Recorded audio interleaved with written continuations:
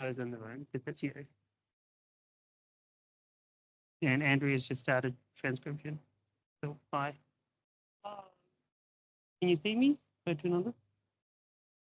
Oh no, we don't do that. Too much.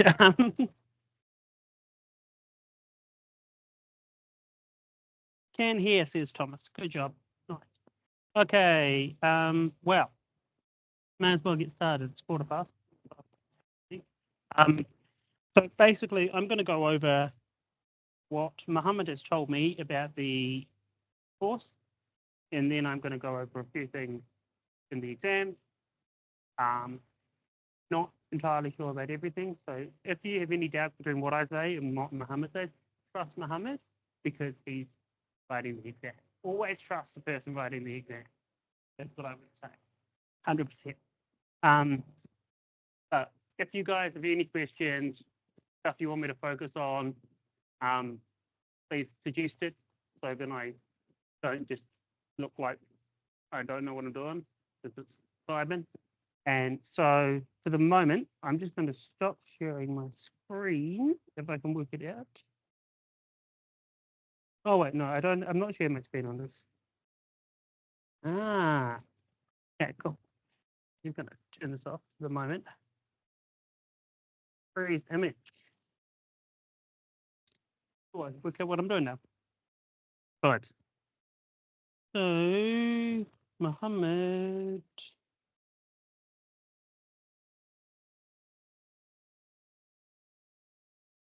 Okay, cool. Everybody get excited. I'm just gonna copy, take a screenshot of that. I'll share it. Cool. So I'm going to share my screen. Lord, I hate teens with a passion. You guys are welcome. So if somebody puts their hands up or something on the screen, can people let me know because I will get distracted. Can somebody read out the message? Thank you. Cool. Share screen. Start broadcast. Yeah, and now I will turn off freeze image. Yay. Okay, cool. This is what I have got from Mohammed. He has emailed this through to me. This is the same thing that's on Moodle. He copied and pasted it for me. AM, frequency modulation, phase modulation, sampling, quantization, baseband modulation, digital passband modulation, multiplexing, and error detection and correction codes. What would people like me to focus on? Anything particular? Cool.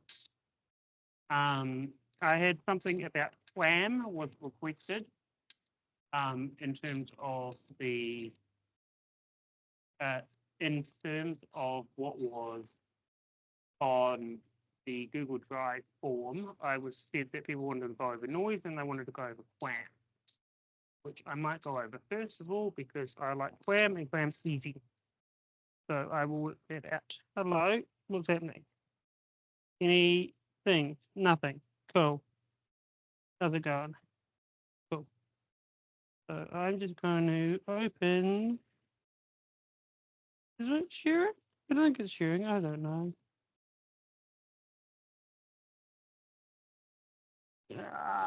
Hate this. As you can see, I'm super prepared with everything. Okay, cool. There we go. We got something. I can show you something. Cool. Yay. I know what I'm doing. It's great.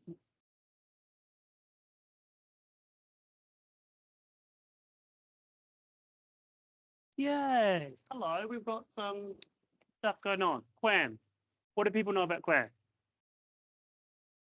Anybody can tell me what it stands for?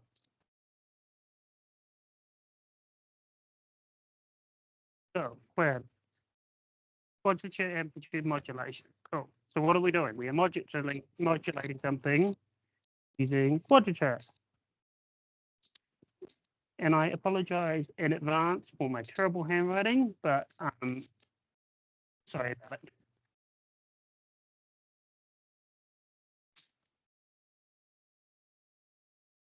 Okay, so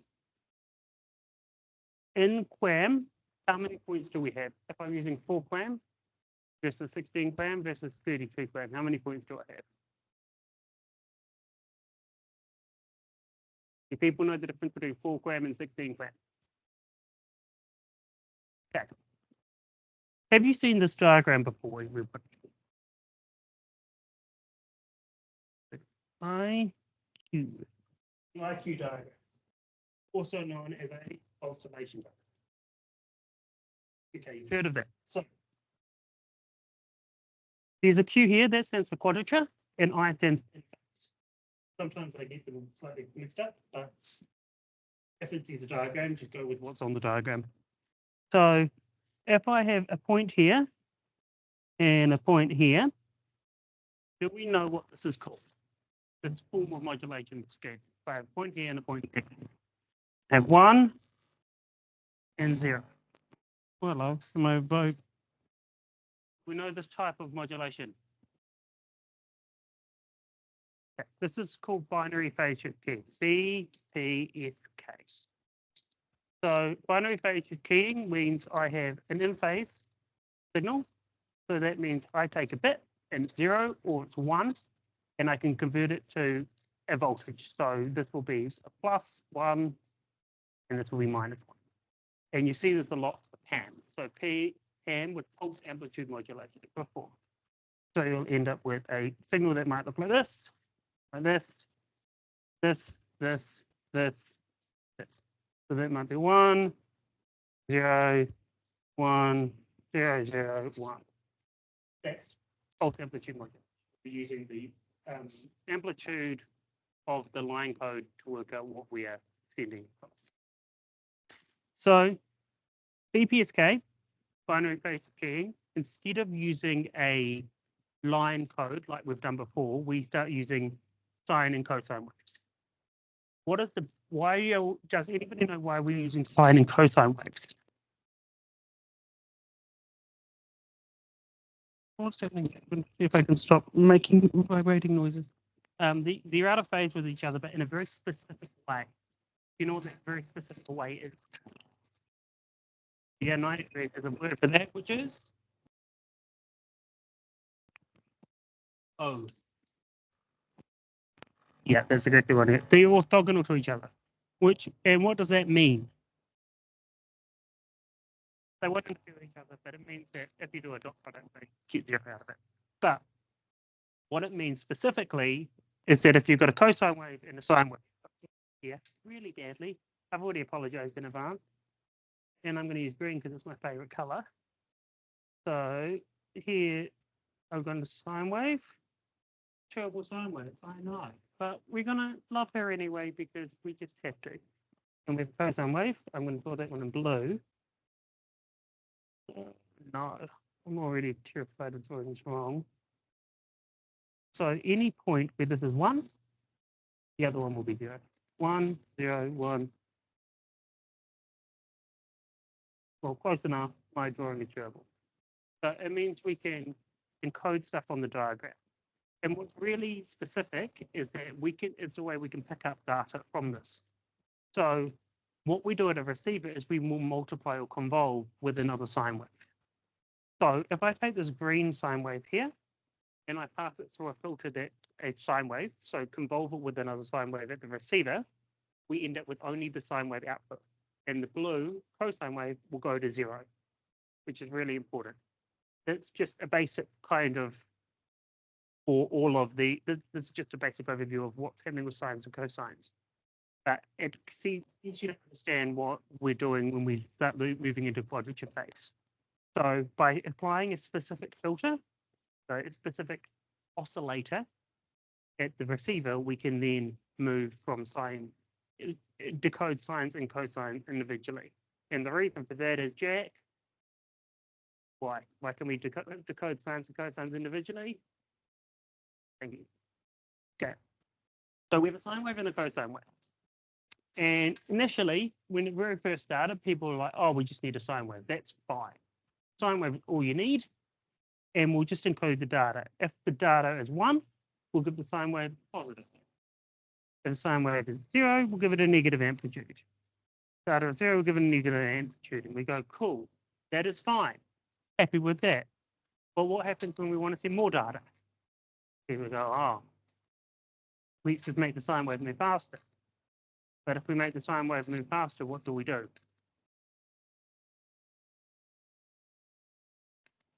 We can put more data on a sine wave, but we have to make the sine wave move, oscillate faster, don't we? But what does that do? There's a really limited resource that we have in terms of telecommunications.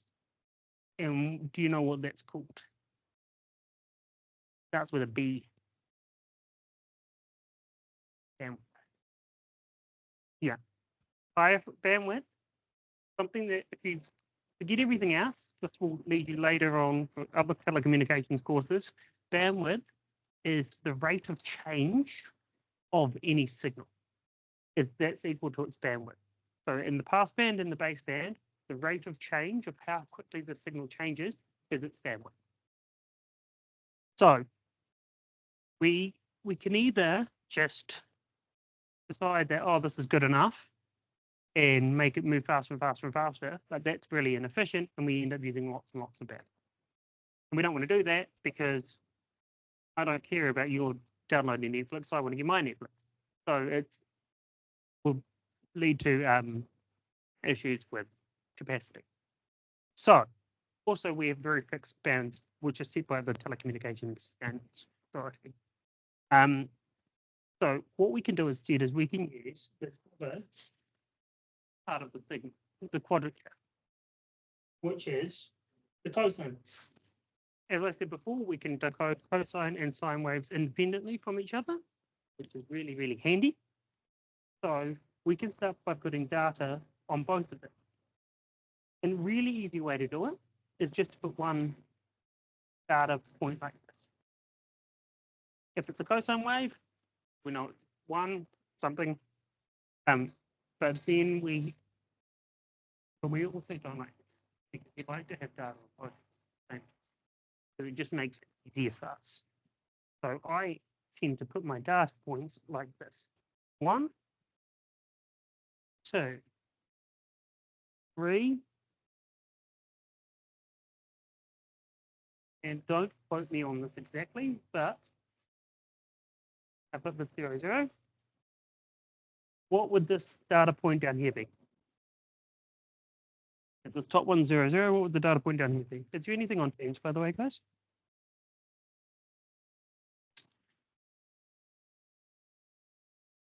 No. What would this point be down the bottom? This 3, 5, and then 10. That is put a number. Would it be 1, 1? Why?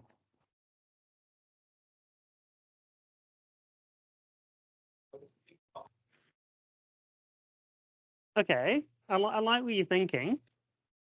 So one way to do it, an easy way to start doing it would be to just label them let's start at the top right and go 1, 2, 3, 4. That's one way we can do it, right?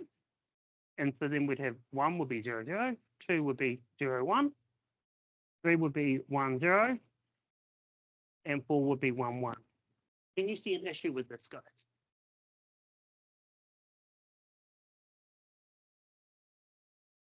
So what's important is I'm now using 2 bits for each data point. So instead we are sending just 1 bit, now I've got 2. So I've doubled my capacity just by using cosine waves as well. But one of the issues we have a lot of the time is we have noise. Noise will push a data bit, and what it might do is it might push this down and into the decision boundary. So here you can see these red lines are my decision boundaries. If it's beneath it, I go, oh, it's This one, if it's another bit this way.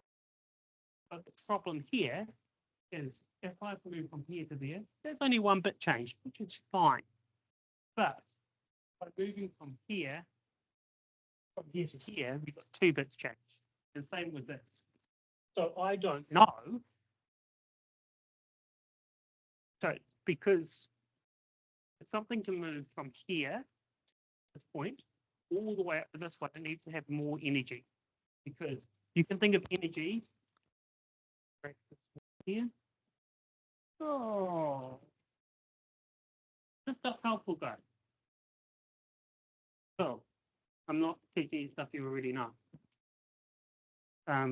This is just basic stuff that I remember. And this is just really helpful. Okay, so does anybody know what is the acronym for noise that we use a lot? I've asked you this, guys, in the labs, haven't I?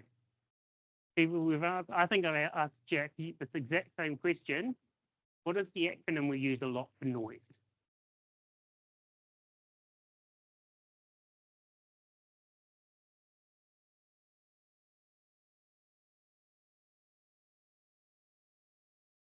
What does it stand for? It's like learning how ABCs go. A is for additive, which means that the noise we're getting, you've got your signal, we're adding something to it. W is for white, which means that similar to white light that you've got on the projector here, we have, it's the same over all frequency components. The power spectrum over all of the frequency components is the same, which is really important because it means that each spectral component is affected equally. And that also means when we do filtering later on, you can start morphing the noise. Gaussian. What does Gaussian mean? Somebody should know that. I don't know your name. Sorry, your name. Leisha, what's Gaussian mean?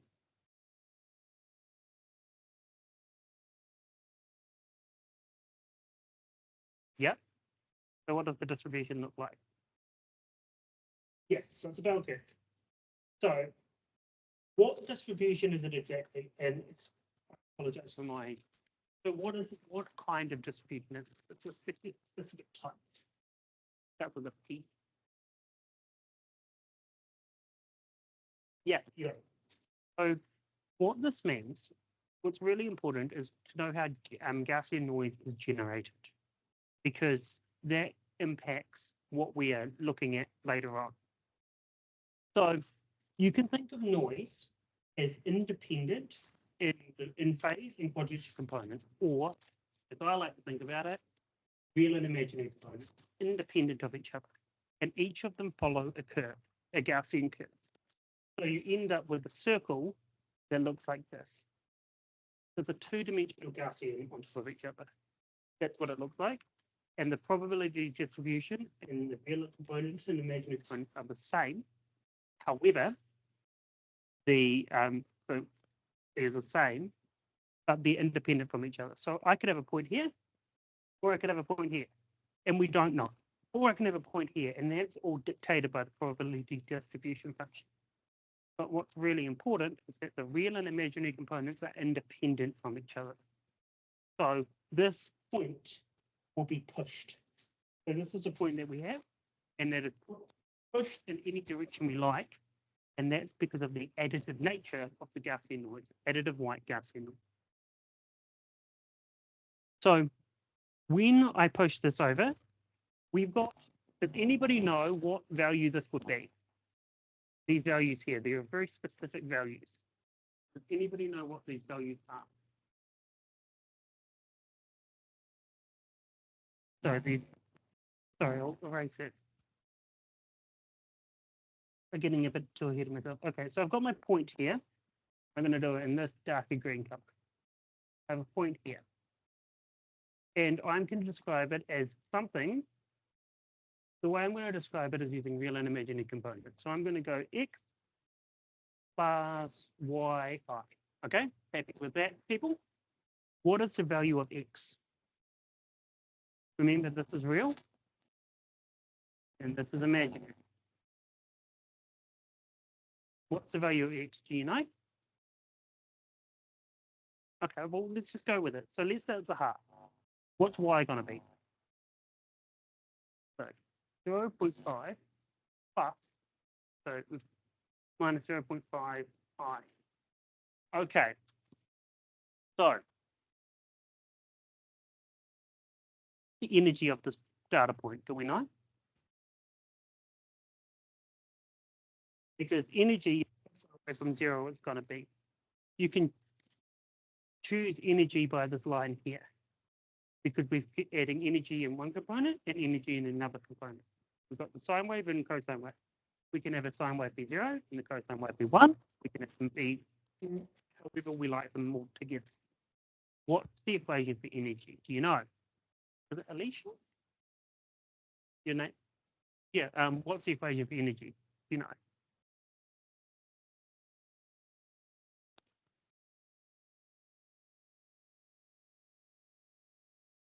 Oh, well. The energy for this is going to be the magnitude squared. So it's going to be 0.5. But because we've got real and imaginary components, we've got to go square root.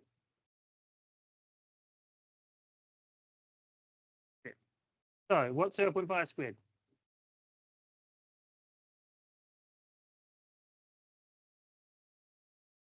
So 0.25, square root of 0.25 squared is, so 0.5 square root of that squared is half. What's the energy if we think that's 0.5? Right? Yeah. Yeah. So that's going to be half. So we probably have a little low. What we tend to use is we tend to use the square root of 2. So that when then we have something called unit average power. And it means that it makes it really easy when we're doing noise, because one of the ways we describe noise is the SNR, signal to noise ratio, right? In SNR, when you have SNR, you have to look at what the power of your signal is, or the energy that's contained in your signal, and you need to look at the energy that's contained in the noise. The energy that's contained in your noise, because it's a Gaussian distribution, is determined by your standard deviation and your variance, and you've got to square that. I'm not going to give you the equation off the top of my head right now because I will get that wrong and then someone you'd come to me. So we want to have unit average power because it means that everything is the same. So the energy required to push this data point over to here is going to be what? What kind of value do I need to push it over?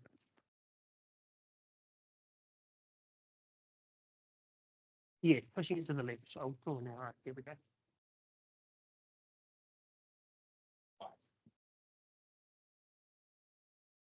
It's going to be square root 2 because we've got a circle around this, which is our Gaussian noise, and that's going to push it in any way we like.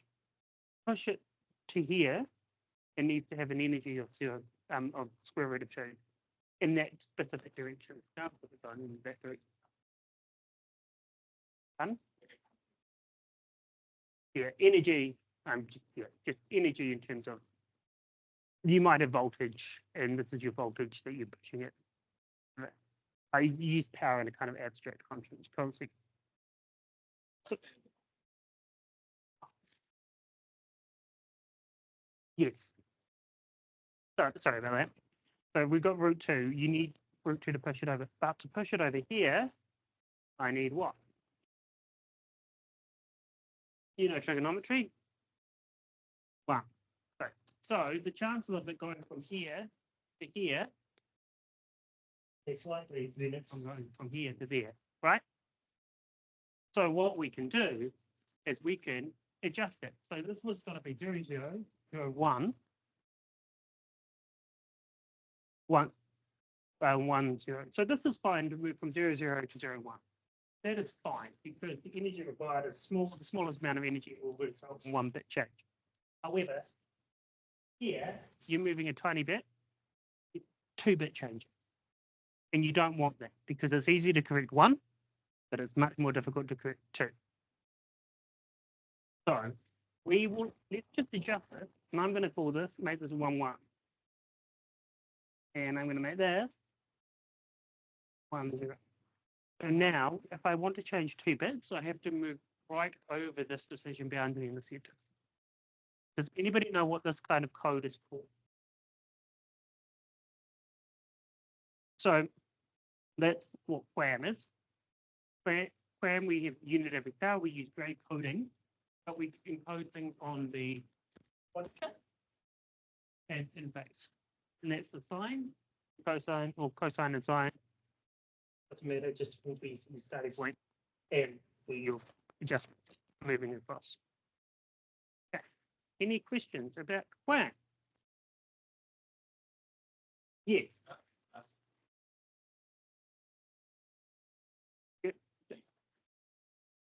Do we have another axis? Do we have any other numbers? No. So also, this is also known as QPSK. Remember the first one was BPSK? This is also known as QPSK.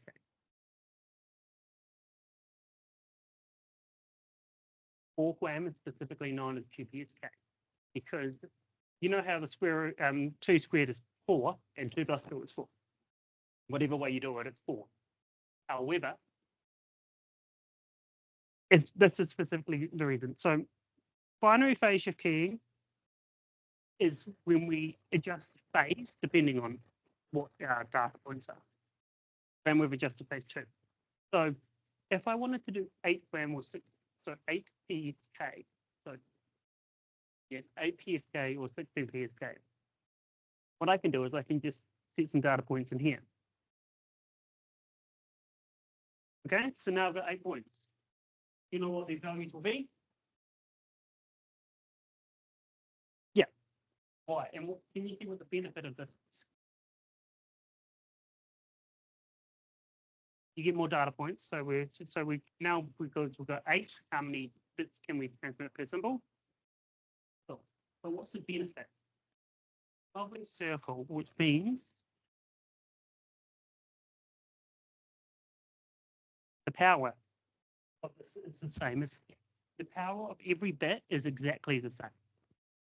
No matter where you go on the circle, the power of every bit is exactly the same. The average power ratio is very constant. Have you heard of PAPR before? PAPR is power of transmission. Transmission is expensive and data is expensive. So you don't really want to transmit a whole lot of noisy, loud data and a whole lot of quiet data at the same time because you don't want to make an amplifier that does play. That's just difficult and it's just annoying. So that's called 8 PSK. Okay. I'm going to say 16 QAM. It's much easier for me to talk because I can't really remember exactly what 8 QAM looks like. So 8 PSK, 16 QAM looks like this. Let me just do you. 1, 2, 3, 4.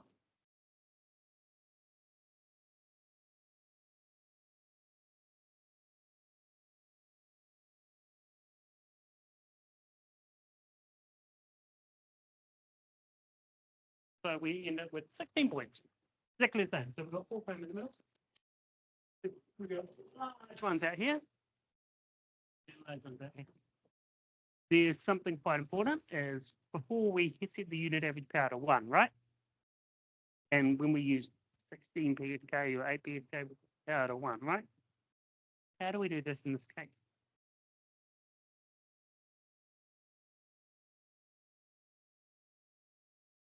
We can't, right? But what we can do instead is we can set the average power. So we know that the data we understand is going to be pretty reasonably distributed. It's going to be independent and identically distributed.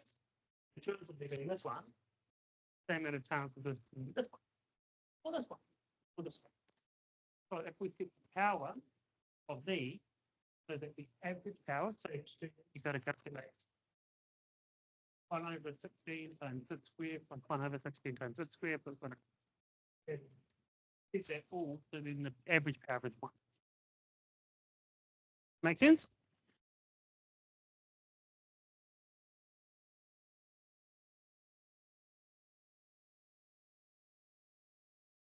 Exactly. You're onto it. So the difference is this has to be calculated when we have the unit average power, but because we're doing it average on an average basis, we can get these gaps bigger because we're not just doing it at the circle that we did before. I'm just going to double check. Do we have any? Has anybody commented on the thingy? Oh, hello. Oh, no. Oh, hello. No, nobody has commented. Good job. That's fine. Whoa. But it's 16 PSK and QPSK and all of those. That's pushing you to the left or to the right, depending on what you need to do. And that's just easy. Okay. Cool. We're happy with that. The same. This is very similar to PAM, which you would have learned in line coding. Does anybody remember what PAM stands for? So instead of just doing this in 2 dimensions, put in 1. That's the only difference. So, and it's called amplitude modulation because we differentiate based on these amplitudes. But for QAM, you can't differentiate based on the amplitude. No. Okay. Cool.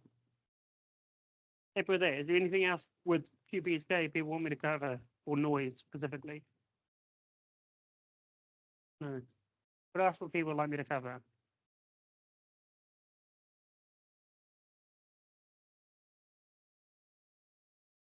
Anything? Any questions, comments? Just tell you my life story if you like.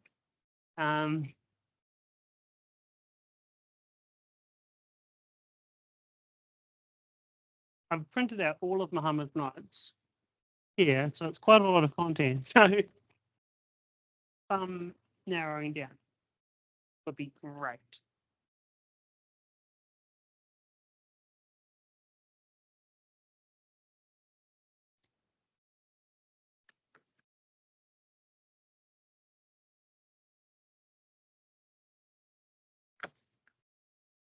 Okay. I'm just going to pause this and double check what I was being sent. So give me one moment. Teams. Stop presenting. Yeah. So. Thank you. I stop screen sharing. That's a good. Let's just go through a paper, guys. Do we want to do that? We can do that.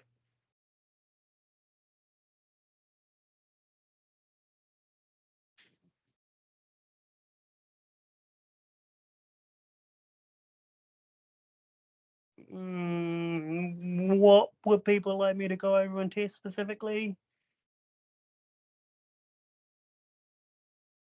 Everything. I mean, okay, I'll give you a hint. If you want to go over everything, In the forum, some people said, is there error correction? oh, yep. Error correction codes. That is something I can do.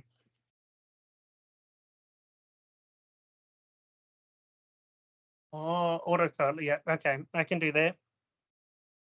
What I might do, give me one moment, is find. Okay. I'm going to find the notes. Give me a moment. Bear with me for like 10 minutes while I just find out what I'm doing. Sorry. I'm very well prepared, as you can tell.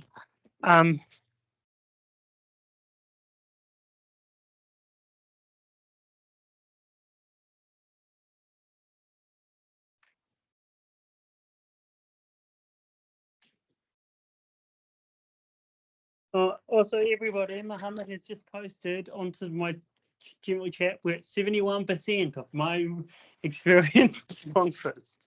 So please do the my experience survey.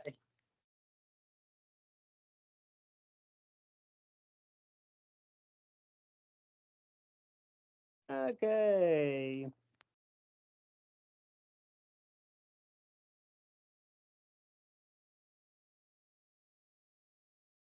Can I just, oh, here you go. Can I just share this from here?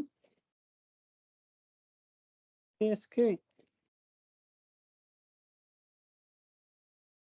Yes, okay. No, actually, I'm just going to run over this.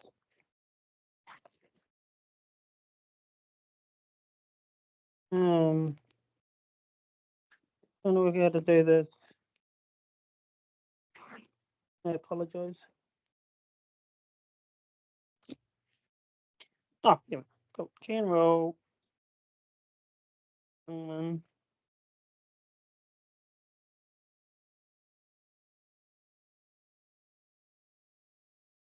No worries. I'll just vibe. It doesn't matter to me. I'm just vibing. Okay, cool. There we go.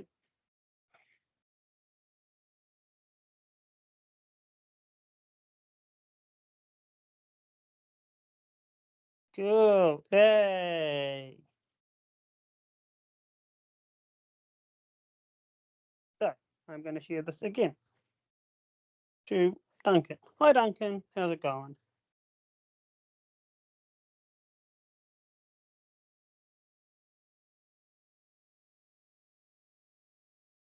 Okay, so it's going to work.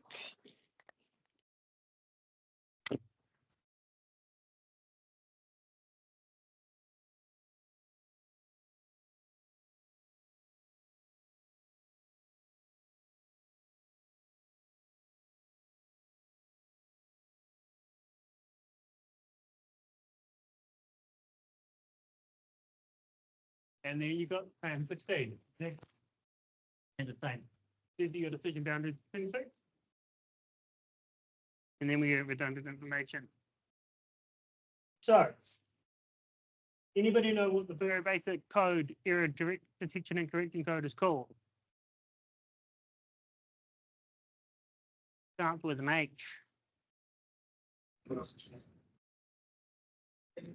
Name's Hamming, and it was created because back in the day he'd be making punch card machines, and punch card computers were not the best, and so every time he would make something would go wrong, and then he'd have to do it all over again, and it took forever, and he hated it.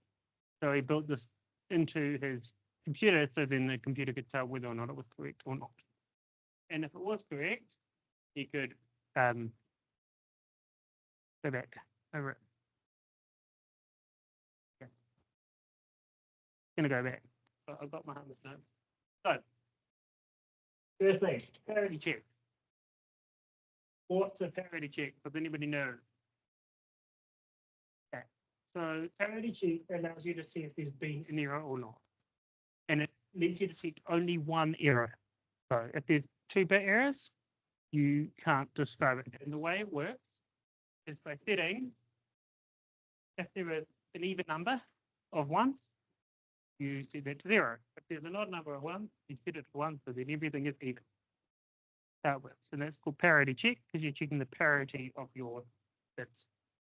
If you have multiple, you've got pretty much. So here, the right bit, that's been set. So it's been added on to make sure that the number is even. So now, if I look at this and there's a bit split, I can tell that there is an error. I don't know what the error is, but I know there's been an error, which is great. It's about like saying, hey, we've got a problem. I'm not going to tell you what the problem is, but we've got a problem. And you go, cool, thanks. Really help it right now. So that's parity bit. At least you know there's been an error, so you're not going to go with false information. Okay, so got block codes. So a block code, take a binary word, and we'll add some redundant. And it's called, and what we end up with is we end up with the code word. And what we know is based on these code words, we can work what the most likely outcome will be. It can't change So there'll be a distance of a code. So distance. And so this one, it's got a distance 2, which means it can detect 2-bit errors, but it can only correct a single bit error. So, and the reason for it is we can always look up what the code word will be because there's 3 different bit positions where the code word differs. So you can see here, this one is different to this one, it's different to this one, it's different to this one. But in 3 unique places. And the benefit is that if one of these bits is flipped, this middle one is flipped, it knows that because all of the other ones are 0, it has to be that one flipped, and that's wrong. And it can correct for that. But if 2 of them are flipped, let's say these 2 here are flipped, it now doesn't know if this is a 1 or a 0. So it can detect that there's an error because it belongs to one of these code words, but it doesn't know which, if it's this one or that one. So that makes sense. Is that a reasonably okay explanation, people? So that's what we're doing. We're generating redundancy in these bits, which means that we can now correct for what's going on, which is kind of good because it means we can be like, hey, we've got a problem, and we can kind of self-solve. So that's right. That's what we've got down the bottom. And by making sure it's different in 3 positions, you know why we have to make sure it's different in 3 positions?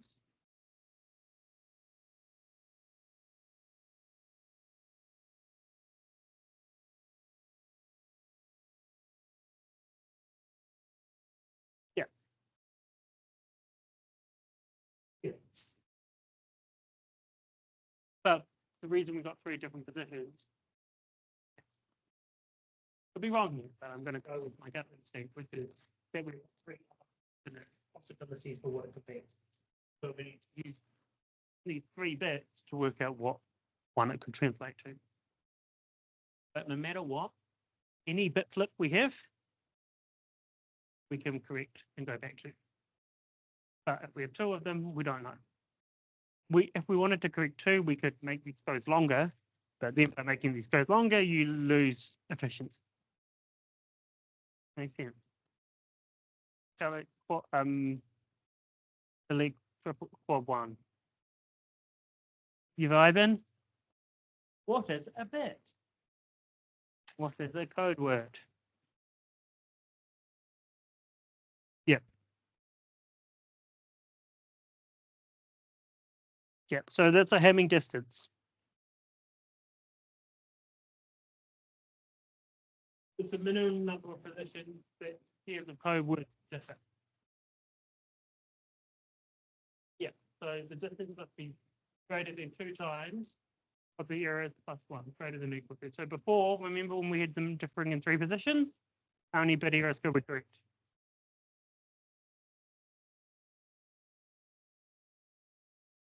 So this is your Hamming distance. So before, when we had them in 3 differing in 3 positions, that errors could be correct. And that means, so T is going to be so the Hamming distance is 3. So you got the correction and distance. There you go, Hamming weight. So you can do a little secret. I haven't really looked at the stuff in like 3 years, and I'm surprised that I haven't missed half of it. So you guys are doing okay. I believe in you guys. Yeah, so we can use binary arithmetic to work out what the code word is. So to do that, we take our 2 code words, literally add them. Adding them together, if they're different, you'll have a 1. If they're the same, you'll add. You know how binary addition works, right? One goes, we use modulo. So this is going to be 3 because the sum of the differences. Here, you sum them together. Yeah, so the minimum. Yes, it's going to be the minimum of the code. So the difference between 2 code words will be a certain number. So here you can see the difference between here and here is actually 6. Fine. No, 4. I can do math, but the minimum number is 3 because this one's differ by 3, but these ones differ by 4. But this one and here's the one differ by 3. Does that make sense? So your Hamming distance is what they differ by. Yeah. So it'll be 1, 2, 3, 4, 5, 6. And it's what these differ by, and it's a minimum overall. So here, this one and this one, they actually differ by 3 positions each.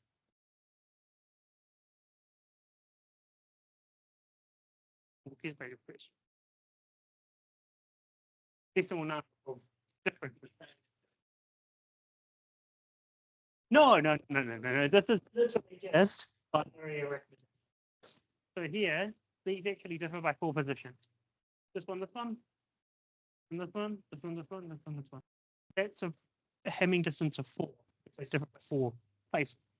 However, because this one and this one differ by 3, and that one differ by 3, and this one and whatever, they differ by 3 or 4, we go for the minimum one, which is 3.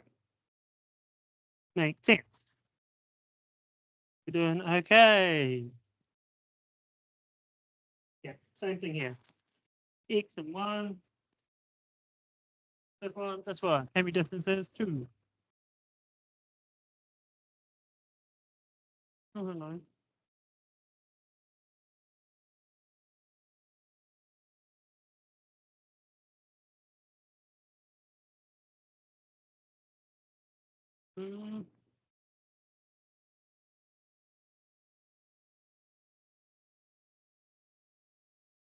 Oh yeah, for a linear code, the way you build it into count once in another code word. If you've got a 0 code word, one's got 1, the default difference will be the number of ones.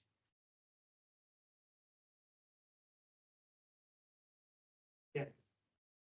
So the error detection, it can sometimes detect up to 3, but the minimum that you can detect is this given by this value here. So the other one we had 3. 3 is no, 3 is greater than 2.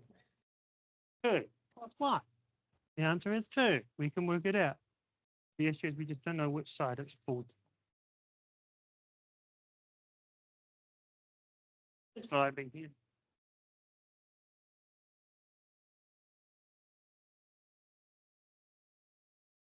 Yes, and then we have a Hamming band.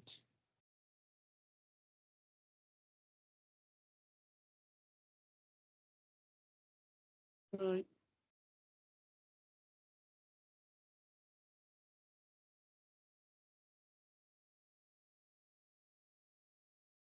Yes. Yeah. So what's a code rate? What's the code rate? Do you understand what code rate is? Yeah. If I say I want you to transmit a bit of data, and I go, actually, I'm going to add this, this, this, and this, that's going to make it inefficient. Right.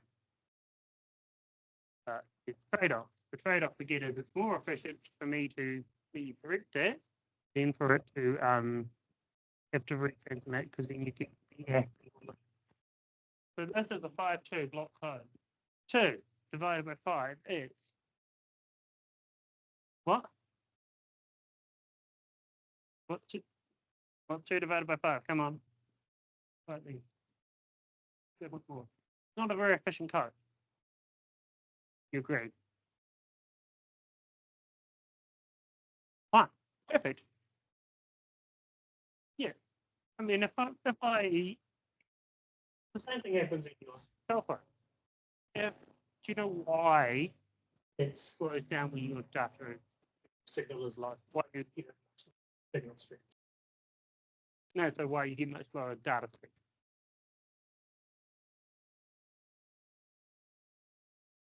No. The issue is because that when you have a much noisier scenario or very low SNR, you need to start putting in a lot of redundancy to make sure your data is. So most of the time, your data actually gets through because if it wasn't, your pings would be off the scale. Because your pings would be really high. You've got to go to your phone and go, oh shit, come back and then transmit. But to do that, to prevent that we use much block code. So we might use, some of them we go to a half, or some of them we go to, I don't know, 70, 80, 90%. If it's perfect, if I'm transmitting to you and you can understand me perfectly, you don't need this. You only need this if errors occur. You don't need this. Not, why bother? Make sense? Another thing we do in cell phone, because this is my expertise with cell phone, this is a little bit more to the left of what I is. Remember when I talked about QAM? 4 QAM, 16 QAM, 30. We can go to 256 QAM. Sounds nice, right? Can you see an issue at 256 QAM?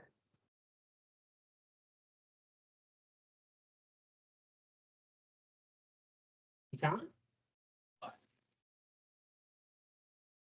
Well, what if you were to imagine it, what would the spacing be? Yeah. No, well, your power is always going to be the same.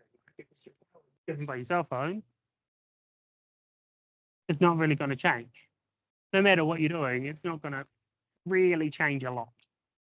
It's probably going to be 1, maybe 0.8, 0.9, 1.1, something along those lines.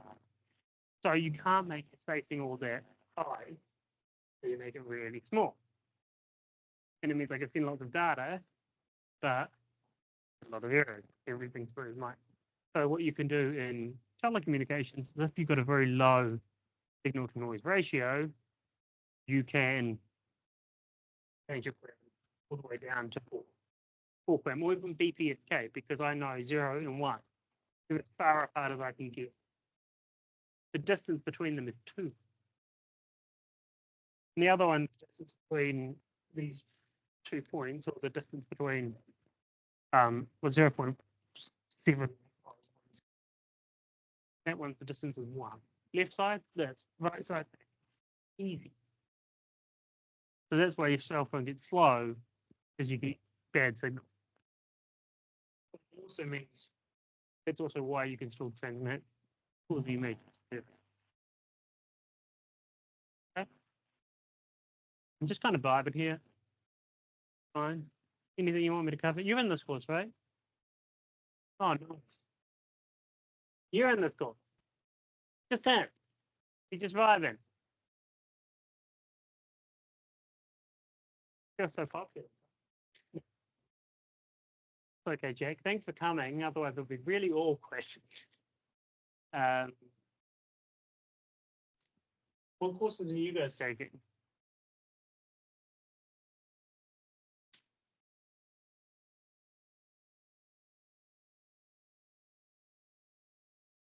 Oh, okay. I'm going to double check the thing. Anybody have anything to the chat?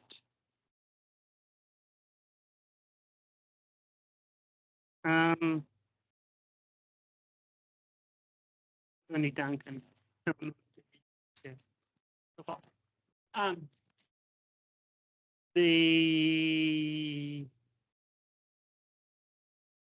Well, I'm just going to vibe. You guys should all take telecommunications because it's cool. What year are you? You're not even taking this course?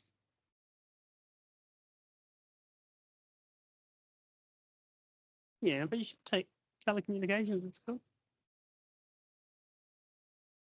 Next year or next semester? Oh, they ran it for term 2 at one point. Oh, cool. Learn a lot. Telecommunications is cool. I'm really just vibing now because I don't really know what else to say.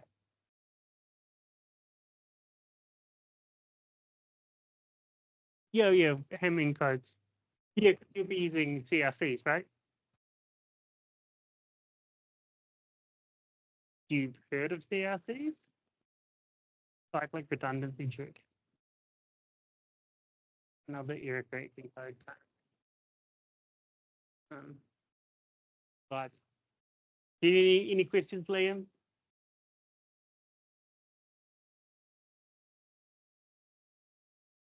That's all right. I can give a past paper a go.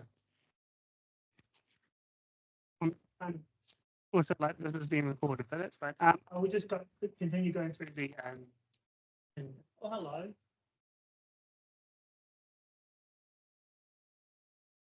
Yeah, I'm just vibing.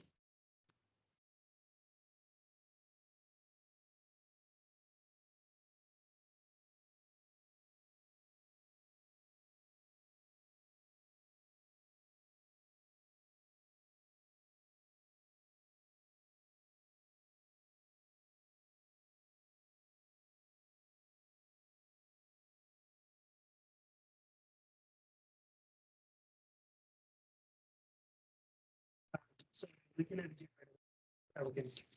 generate these codes that we want to do. We could have message in one, and the thing about the generator matrix is we can use them to multiply out our code word, and that's how we generate it. Yeah, so you put your data in that you want to generate, and then it will generate you a code word depending on what the data you want to generate from. So they're usually like that. So if I put my 0, 1 in here, 0, 1, that will give me 0 for the top one, 1 for the bottom one, and it will give me the code word of 0, 1, 0, 1, 1. Perfect. Same thing here, 1, 0, those two, 1, 1. So because of the summation we are doing here, you'll end up with, so 1, 1 will end up with a full, and 0, 0 will end up with 0. So that's why we've only got 4 options. So, the matrix. It's a good question. I'm not going to know.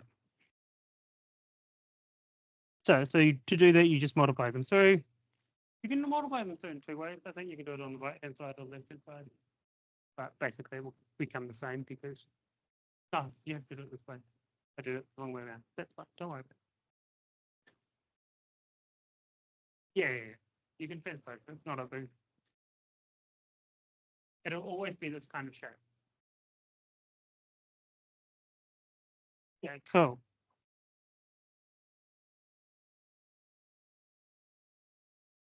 Yes.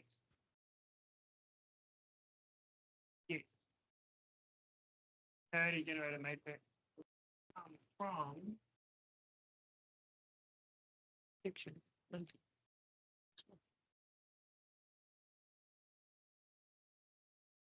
Okay. We got if you look at your matrix here, so what's this here? These are your parity matrices. The parity codes, remember, this is all the codes that differ by that one bit. So here, this is by 1 bit, 1 bit, 1 bit. So that's your identity matrix and your parity bit matrix. And that's because we're taking our code that we've got. So we'll have a 4-bit code that we have applying to the left-hand side. And then we can multiply it through. And that will generate our code that we've got. But the code word stays the same because it's got it at the front. And then we just have a parity with the parity matrix at the end of it. So that's why we've got both of them together. So the parity is the code word at the end. Does that make sense? Yeah, so because if this is an identity matrix, what happens if I multiply my identity matrix by my message? No, 7 is your you get out of it. 4 is your data that you're using, right? So if you look at this, you code with 1011, 1011. Exactly the same because of this matrix here. Then we use the parity bit matrix, work out what's happening here. So then 1011, once we go to here, 1011, it'll be 1, 0, 0, 0, 0, 0, 0, 0. Be how many? We've got three odd 3 ones, so that makes an odd number of ones. So we have a 1 here. Here we've got an even number of ones because we have 1011 times that. We'll have that's going to cancel, that's going to cancel. 2 1's going to be 0. Same here. So that's what we're doing when we were doing a generator matrix. So we've got a parity check matrix, we've got a generator matrix. Yeah. So the generator matrix is literally just your parity matrix, identity matrix, on next to each other. Sorry, go back.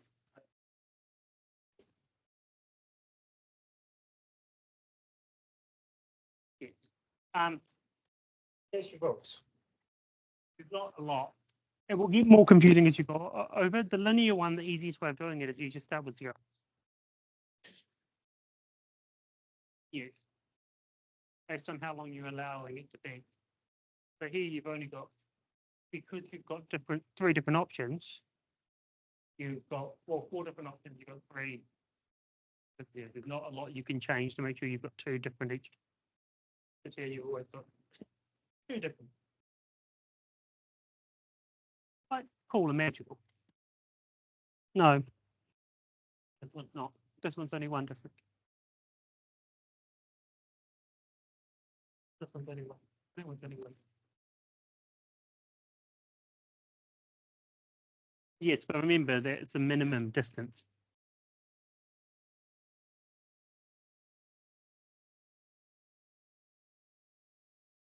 Yeah, 0, 0 equals 0, and 0 plus 1 equals 0. So parity cheat matrix is the opposite. You take your data from before. It's going to equal 0. But when we have a generator matrix, we have a parity matrix. We use the parity cheat matrix on the other side to make sure it works. And we can multiply. So you take the code word and you pass it through. So your code word's very long. You pass it through the parity cheat matrix. You get your data. So that will give you your code. It will give you parity.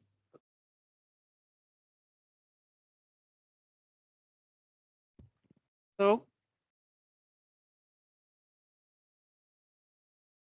syndrome decoding. I don't want to go into that kind of stuff right now. How about we do a past paper? Happy with that? No, I'm with you.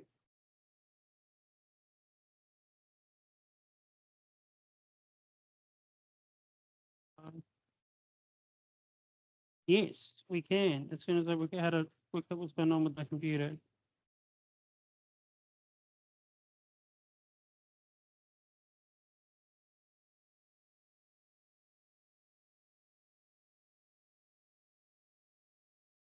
I don't know what's happening. I give up. I'm gonna plug that back in a moment. Sorry. 2019. Do you have the answers? Good.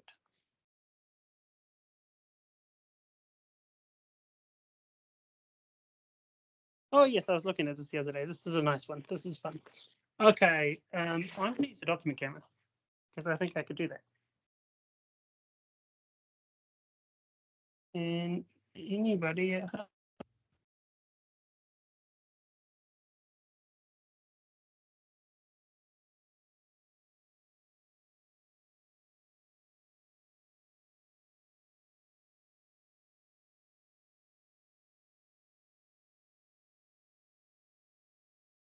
I give up.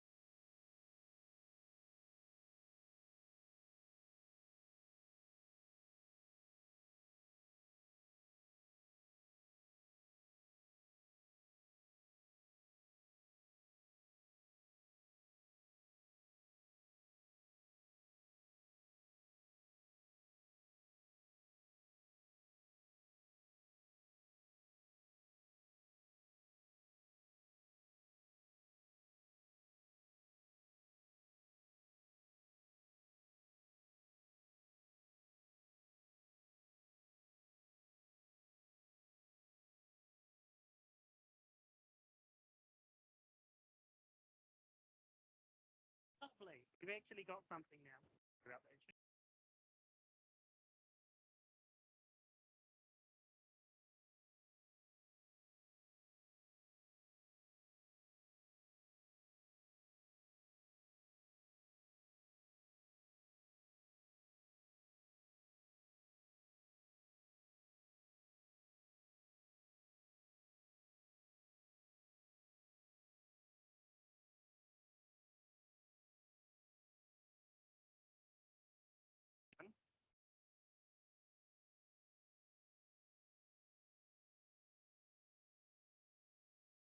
While I'm here, because I know I'm catering for Jack, but also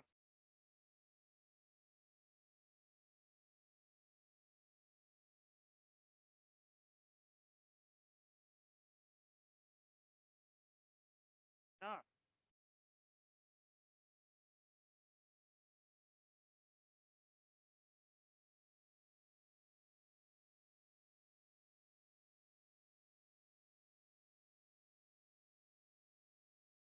Oh, okay.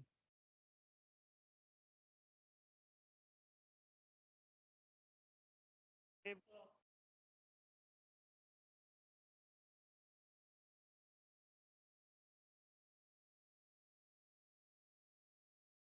yeah.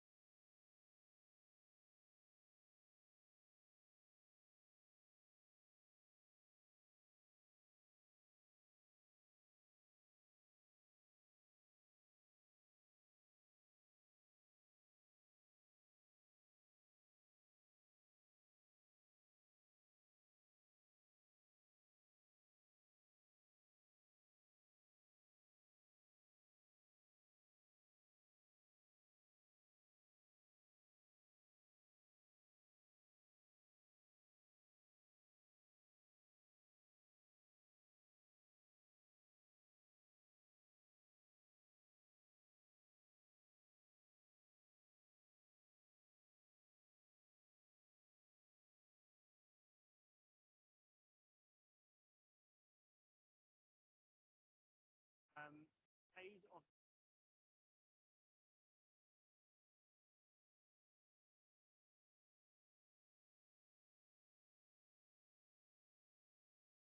phase of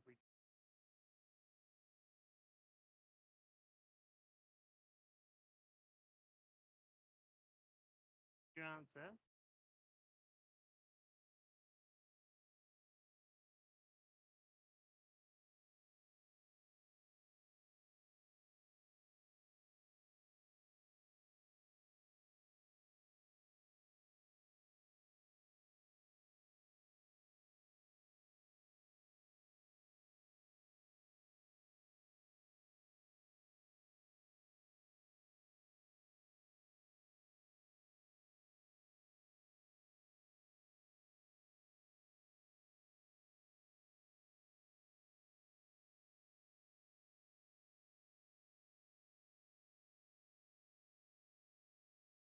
They do it in two parts. They do it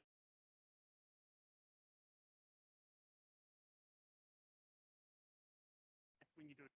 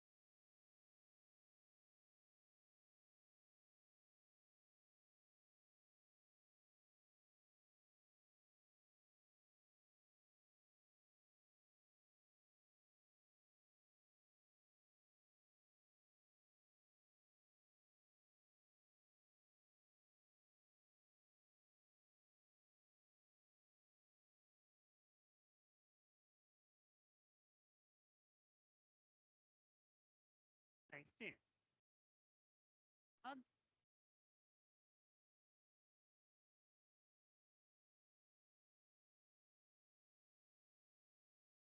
I know.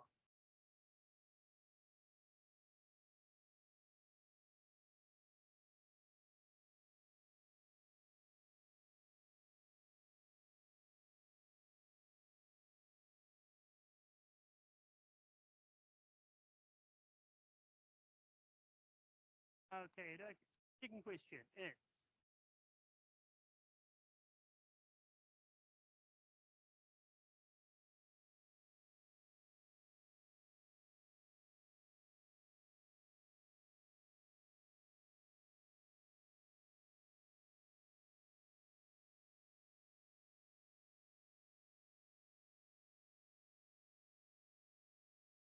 AD,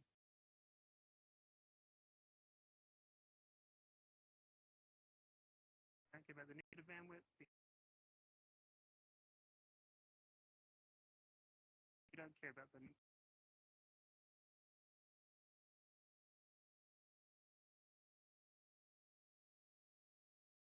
okay, next. Can an envelope be what is the modular AM signal?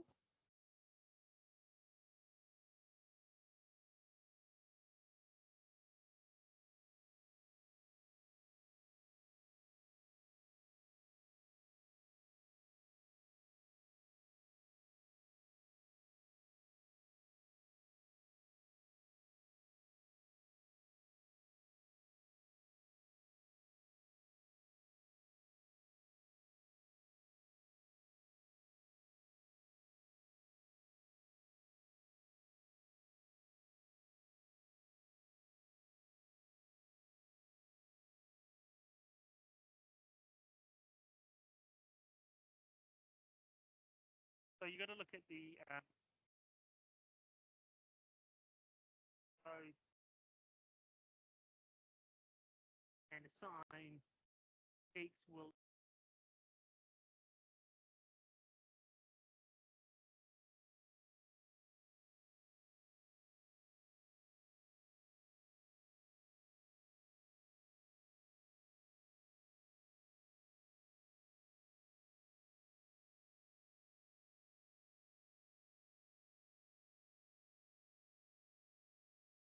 oh yeah, yeah.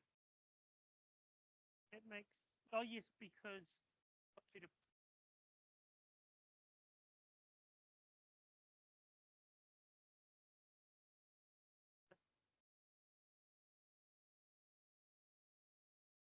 line up on top of it.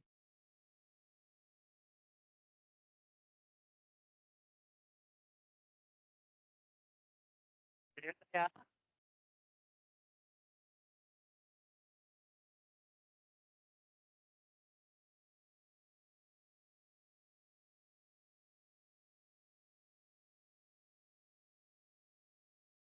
Make sure that your station is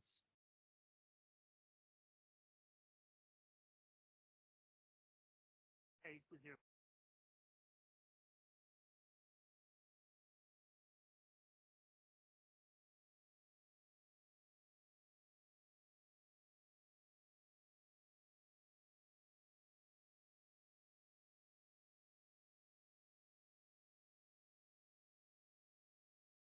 Yes.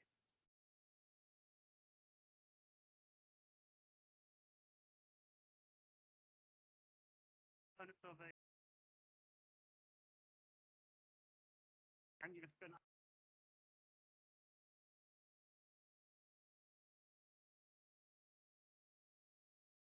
actually I can go through um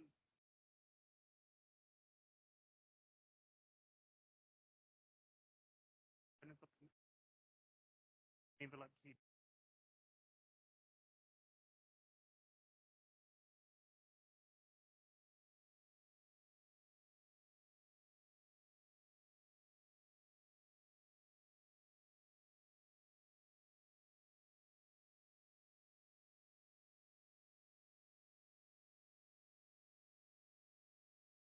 and I have something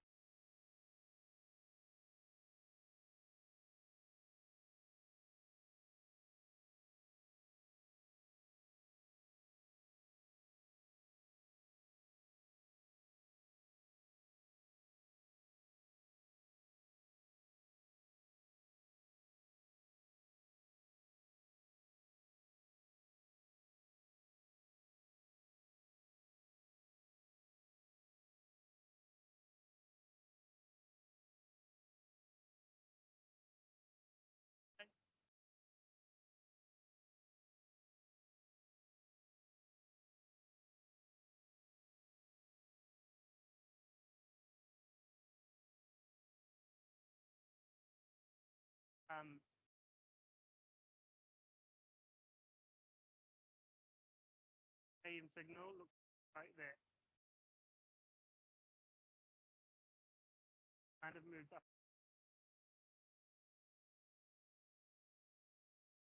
So do that.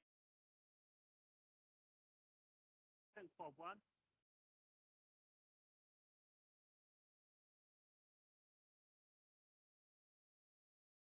And what's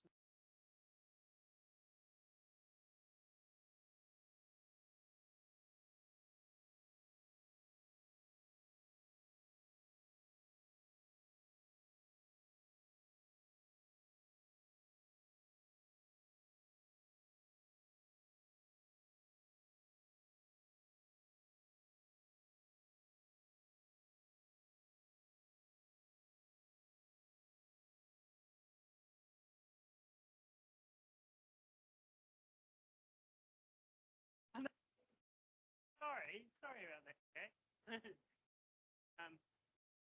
Pass it through the diode. What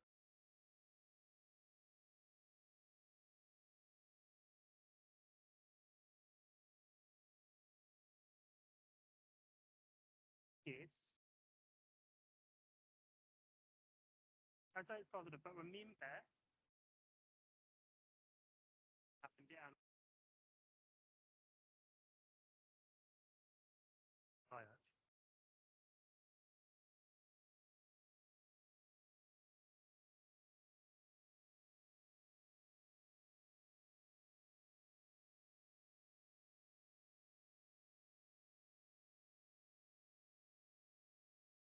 You know, so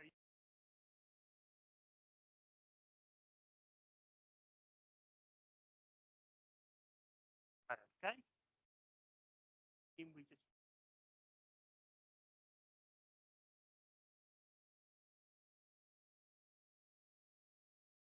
what do we use? RC circuit. Just to coherent.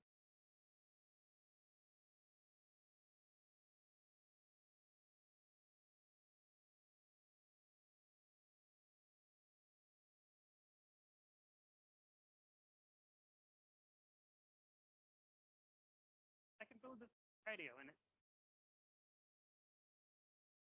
um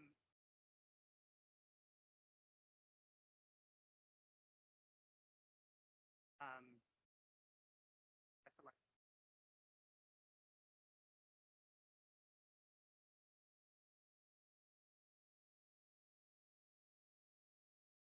Because you have everything.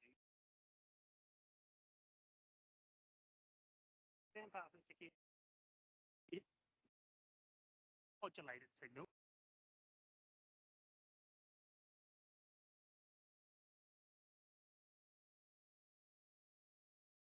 Yeah.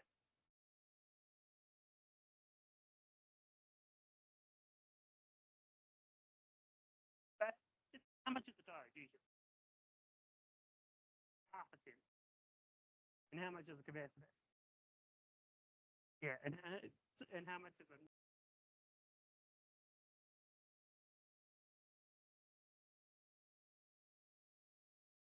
Yeah, yeah, but one so much cheaper. But also, back in the old radios, yeah, and old radios,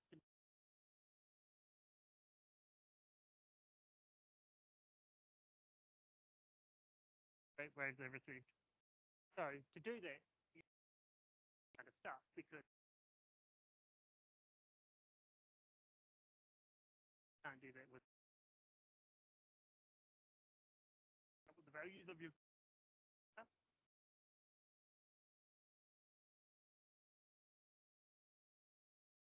Yeah. Yes.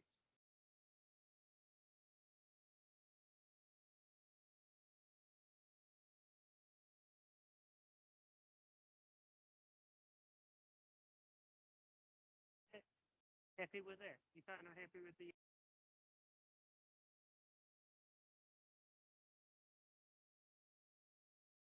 Oh, so how days go? Partially.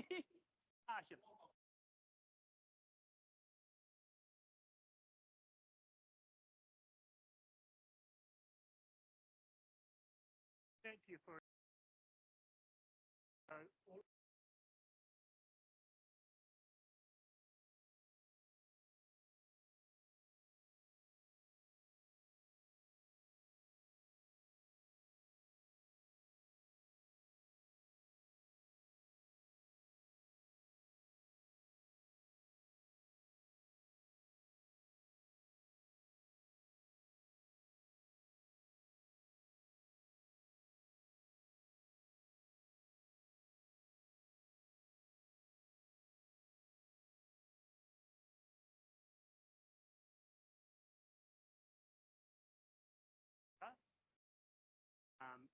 Yeah.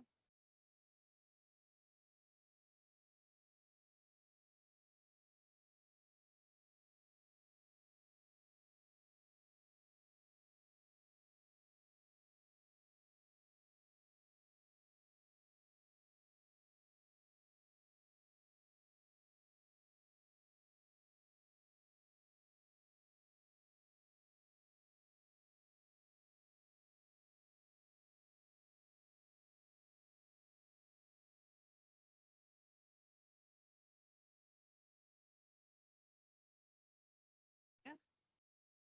I am there. Can you see?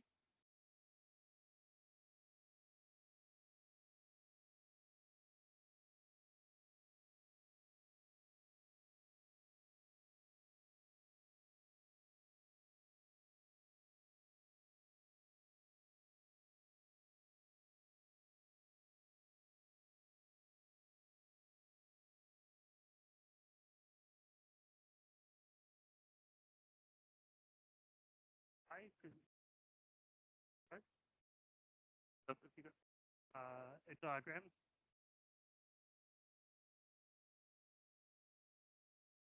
your phase is 0. Real, real and imaginary. Phase is 0. Right one way, positive phase, negative phase.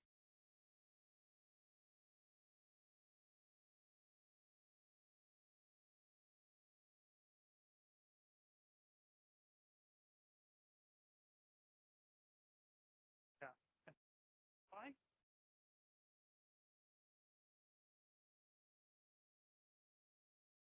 pi over 2.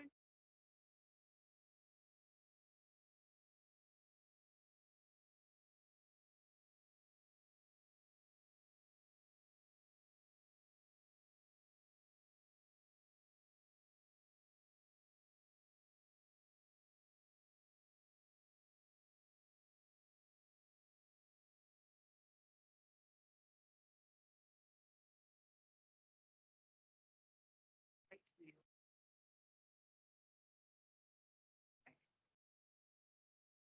pi on the bottom, so then phase is going to be phase. Get if it's going to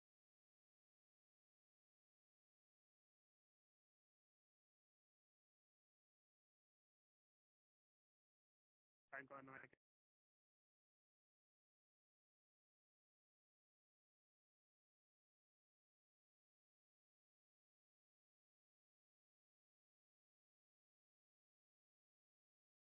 No, you've been great. Okay. So here's your R6 there.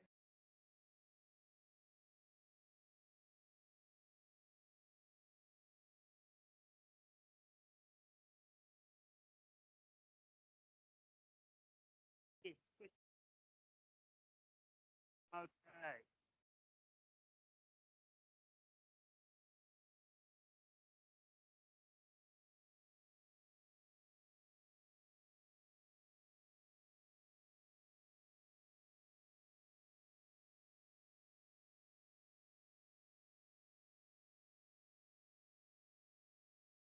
No, you're not here. Oh, actually, it's your 5.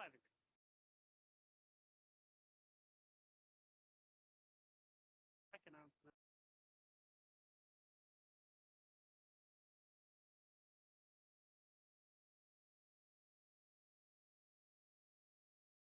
They might not, but they do.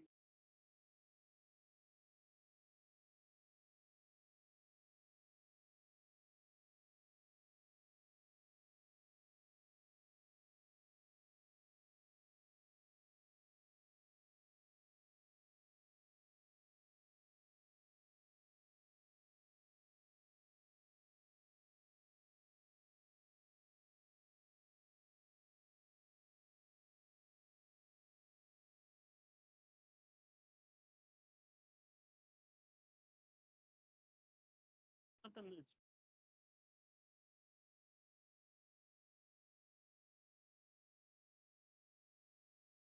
photo is data interface. Got some data.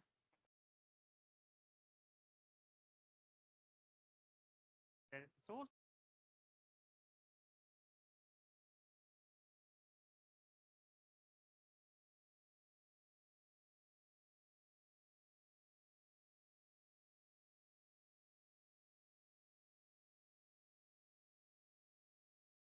Information or channel. Right, see my that's easy. Spam.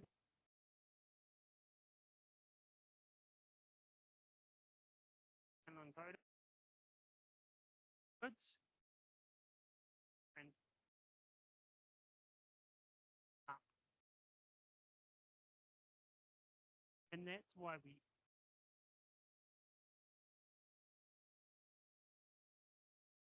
change one bit, 2 pixels.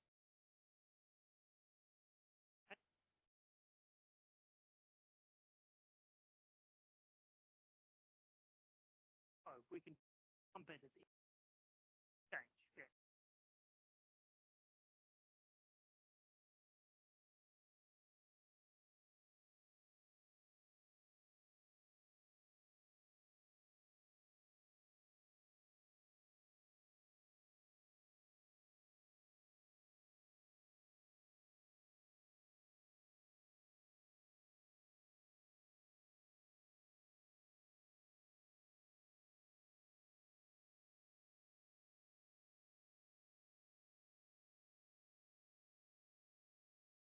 Okay, cool. Purpose of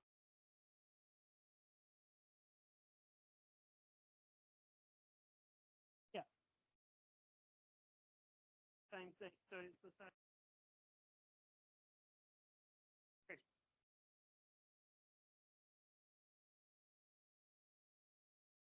Data. So have you heard the phrase IID? Independent.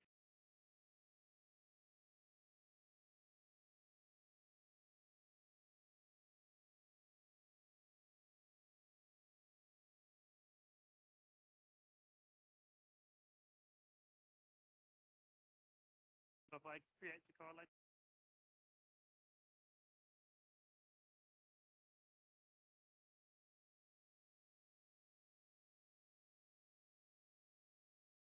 One, if it's perfectly on together, change to the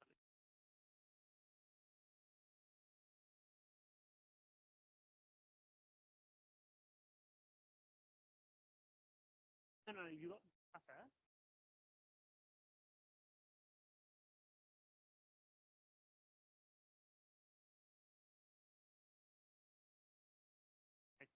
Throw it across. Okay.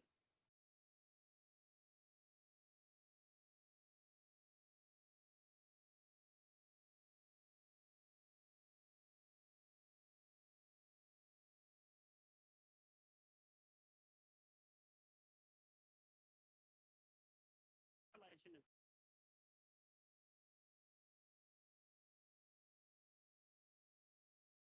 data across.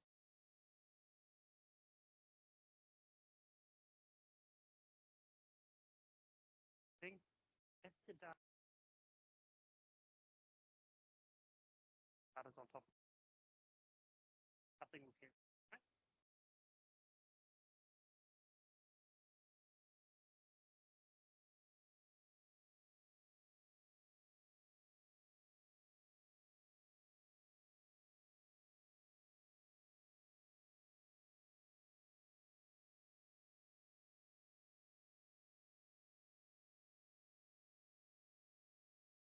large values.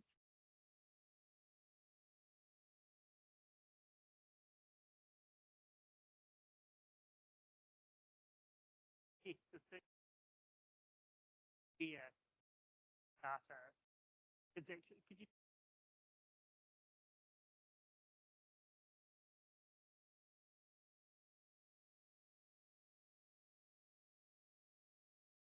get out to make, don't get lots of, okay?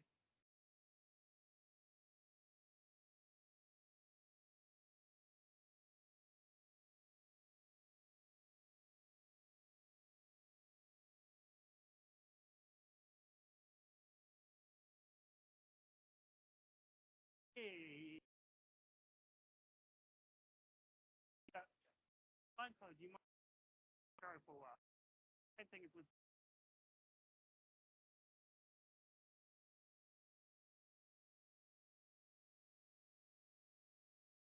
to make sure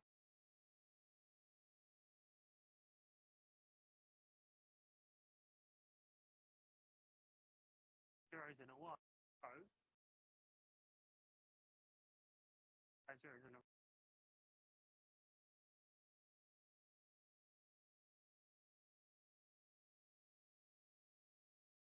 okay.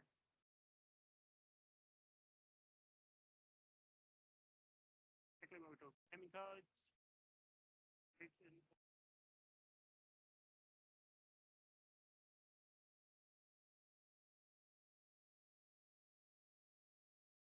love modulation.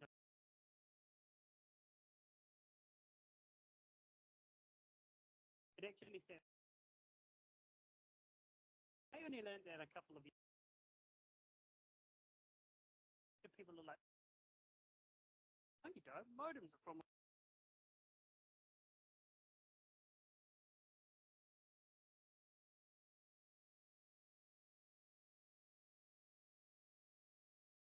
take a phone call.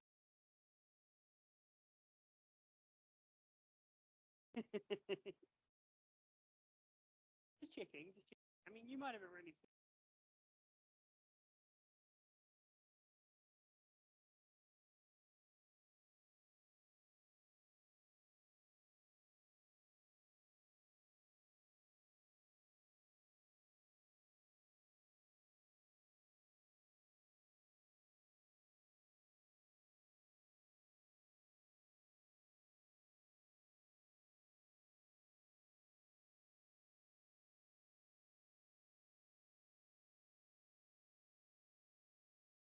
what happens when I'm no, Netflix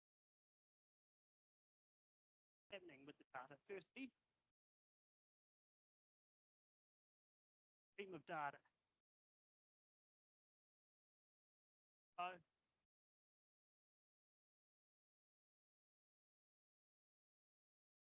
terms of like data being sent to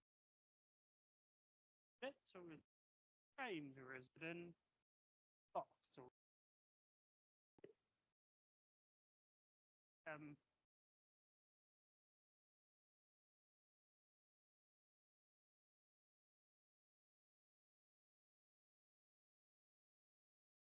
the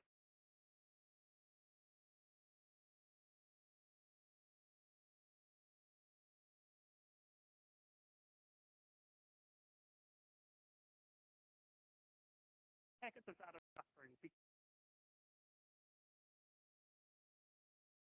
by TV aerial to the carrier section, straight link and across. And you know that. How do you see? Packaging it up, right? We've got pins and buffering and all of that.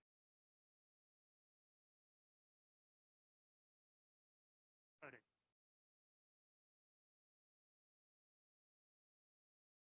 Area.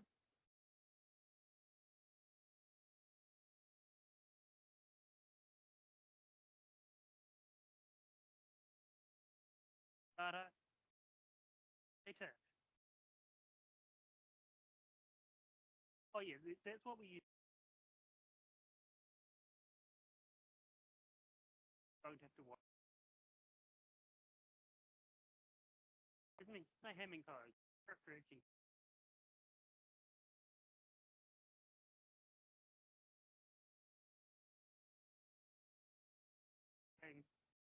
I wrote you a handwritten note. Hamish, what's this word? What?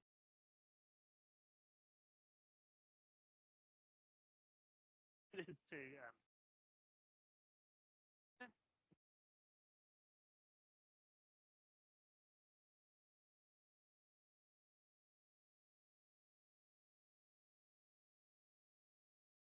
most of the time we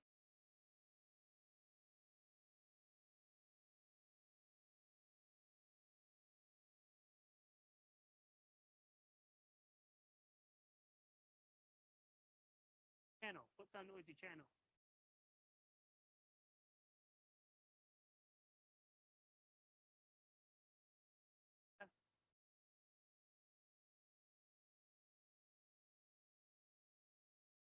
Another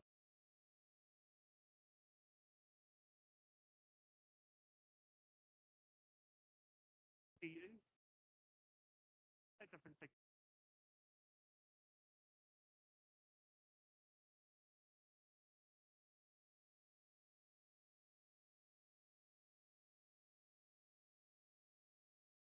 I have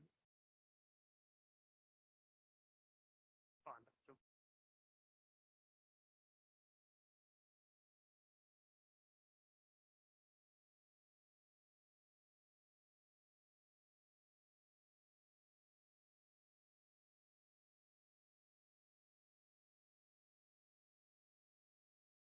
Right, see, Rick.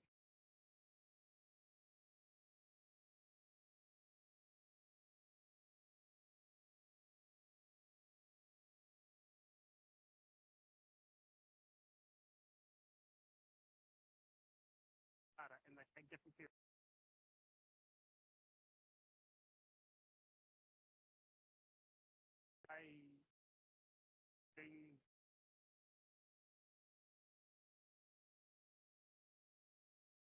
Going in different yes.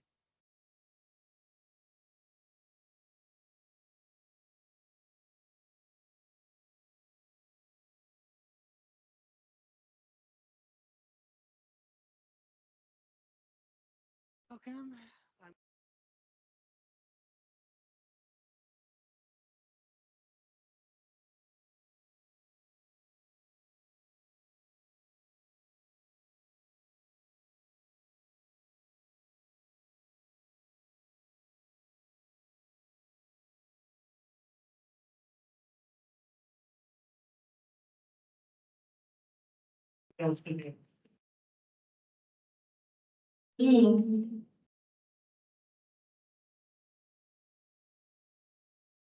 Recording.